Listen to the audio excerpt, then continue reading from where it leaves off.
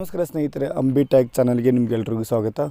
Friends, ಈಗ ಗೃಹಲಕ್ಷ್ಮಿಯ 15ನೇ ಕಂತಿನವರೆಗೂ amount ಏನಿದೆ ಸಾಕಷ್ಟು ಜನರಿಗೆ ಬಂದಿದೆ. ಅದು 16ನೇ ಕಂತಿನ ಅಮೌಂಟ್ ಯಾವಾಗ ಬರುತ್ತೆ ಮತ್ತು ಇದ್ರ ಜೊತೆಗೆ 17ನೇ ಕಂತಿನ ಅಮೌಂಟ್ ಯಾವಾಗ ಬರುತ್ತೆ, ಈಗ 4,000 ಒಟ್ಟಿಗೆ ಬರುತ್ತೆ ಅಂತ ತುಂಬ ಜನರಿಗೆ ಒಂದು ಡೌಟ್ ಇದೆ. ಇದ್ರ ಬಗ್ಗೆ ತುಂಬ ಜನ ವೀಡಿಯೋ ಕೂಡ ಮಾಡಿದ್ದಾರೆ.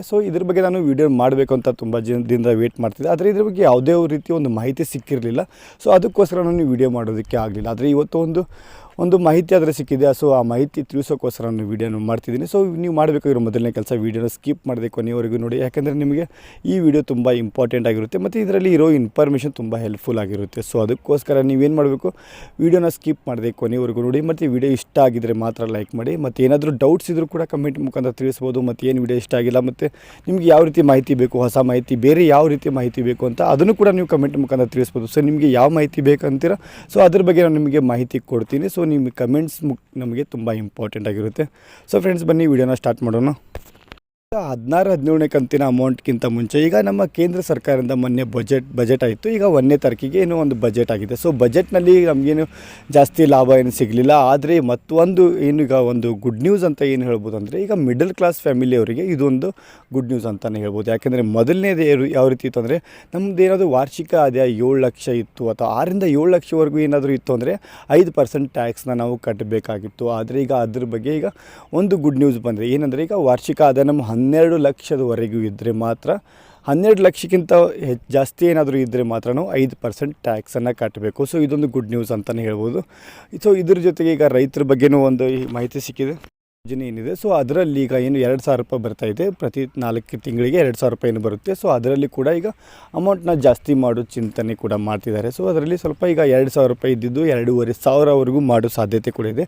ಇದ್ರ ಬಗ್ಗೆ ಕೂಡ ಒಂದು ಚರ್ಚೆ ನಡೆದಿದೆ. ಮತ್ತು ಇದರ ಜೊತೆಗೆ ನ್ಯೂಸ್ ಅಂತಲೇ ಹೇಳ್ಬೋದು. ಯಾಕಂದರೆ ಗೋಲ್ಡ್ ಏನಿದೆ ಪ್ರತಿ ಮಹಿಳೆಯರಿಗೂ ತುಂಬ ಇಷ್ಟ ಆಗಿರುತ್ತೆ. ಆದರೆ ಈಗ ಗೋಲ್ಡ್ ಪ್ರೈಸ್ ಏನಿದೆ ಅದು ಈಗ ಪ್ರತಿ ಗ್ರಾಮ್ಗೆ 8,700 ಚಿಲ್ಲರೆ ಆಗಿದೆ.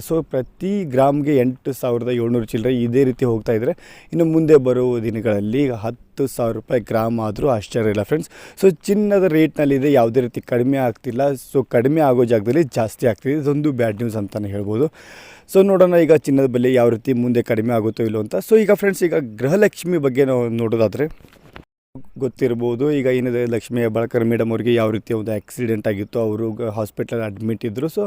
ಇದ್ರ ಜೊತೆಗೆ ಲಕ್ಷ್ಮೀ ಹೆಬ್ಬಾಳ್ಕರ್ ಮೇಡಮ್ ಅವರೇ ಖುದ್ದಾಗಿ ಹೇಳಿದರು. ಹೊರಗಡೆ ಬಂದ ತಕ್ಷಣ ಏನು ಹೇಳಿದರು ಅಂದರೆ, ಇದೇ ಫೆಬ್ರವರಿ ಮೊದಲನೇ ವಾರದಲ್ಲಿ ನಿಮಗೆ ಗೃಹಲಕ್ಷ್ಮಿ 2,000 ರೂಪಾಯಿ ಅಮೌಂಟ್ ಬರುತ್ತೆ ಅಂತ ಹೇಳಿದರು.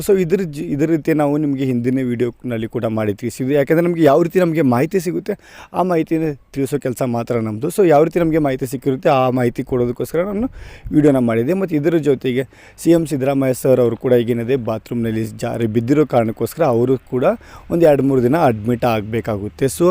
ಇದರಿಂದ ಗೃಹಲಕ್ಷ್ಮಿ ಅಮೌಂಟ್ ಲೇಟ್ ಆಗುತ್ತೆ ಅಂದರೆ ಖಂಡಿತವಾಗಲೂ ಇದರಿಂದ ಗೃಹಲಕ್ಷ್ಮಿಯ ಅಮೌಂಟ್ ಲೇಟ್ ಆಗೋದಿಲ್ಲ. ಈಗ ಲಕ್ಷ್ಮೀ ಹೆಬ್ಬಾಳ್ಕರ್ ಮೇಡಮ್ ಅವರು ಹೇಳಿದ್ದಾರೆ, ಕೆಲವು ಜನರಿಗೆ ಆಲ್ರೆಡಿ ಗೃಹಲಕ್ಷ್ಮಿಯ 16ನೇ ಕಂತಿನ ಬಂದಿದೆ, 2-3% ಜನರಿಗೆ ಮಾತ್ರ ಬಂದಿದೆ ಅಂತ ಖುದ್ದಾಗಿ ಅವರೇ ಹೇಳಿದ್ದಾರೆ.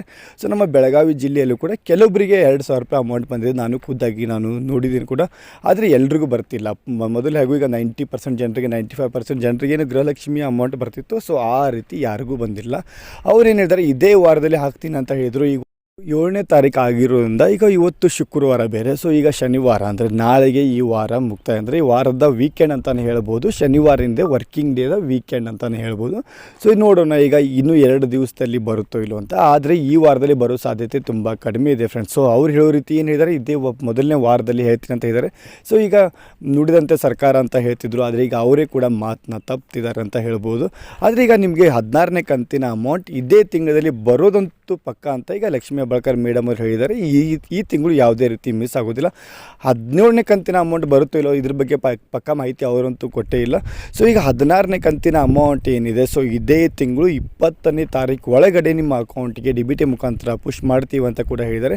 ಇದೊಂದು ಮಾಹಿತಿ ಸಿಕ್ಕಿತ್ತು. ಈ ಮಾಹಿತಿ ಹೇಳೋಕ್ಕೋಸ್ಕರ ನಾನು ವೀಡಿಯೋನ ಮಾಡ್ತಿದ್ದೆ. ಮತ್ತೇನಾದರೂ ಮಾಹಿತಿ ಬೇಕಾದರೆ ಕಮೆಂಟ್ ಮುಖಾಂತರ ತಿಳಿಸಿ.